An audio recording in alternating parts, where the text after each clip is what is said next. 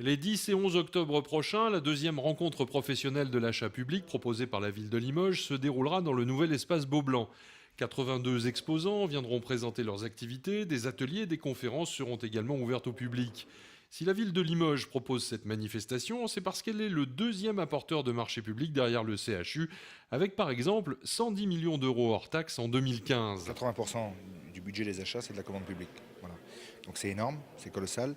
Nous sommes le deuxième en termes de commande publique après le CHU de Limoges. Donc pour le tissu économique local, c'est un sujet prépondérant. Et j'invite toutes les entreprises, que ce soit des PME, des TPE, à venir assister au moins 1 heure ou 2 heures à un atelier de leur choix. Il y en a 6 des ateliers, à l'occasion de cette deuxième rencontre de l'achat public, parce que ça leur permet de se vulgariser et d'appréhender au mieux ces marchés. Que nous travaillons d'abord en toute transparence, ça c'est absolument important.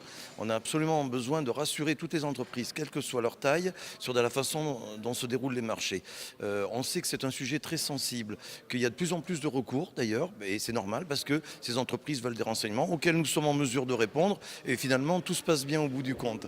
L'action que nous devons mener, c'est effectivement de favoriser encore les petites PME à cet accès-là. Mais je crois que nous sommes très conscients effectivement du besoin qu'il y a de rassurer les entreprises et en transparence. Et je crois qu'elles le reconnaissent parce que certaines ont pu évoluer grâce à nos conseils, que ce soit à la ville ou à l'agglo, et maintenant elles participent à nos marchés. Rassurer les entrepreneurs et les former au marché public, c'est un objectif commun aux collectivités et aux chambres consulaires.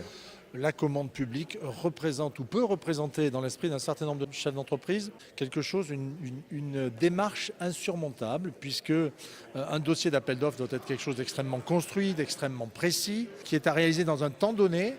Et pour un certain nombre de chefs d'entreprise qui n'ont pas été préparés, qui ne sont pas formés, eh bien, cette contrainte du temps, cette contrainte technique, cette contrainte réglementaire peut effrayer. Et puis les gens, un certain nombre d'entrepreneurs peuvent se dire j'ai du travail par ailleurs, je n'ai pas besoin d'aller vers l'appel d'offres.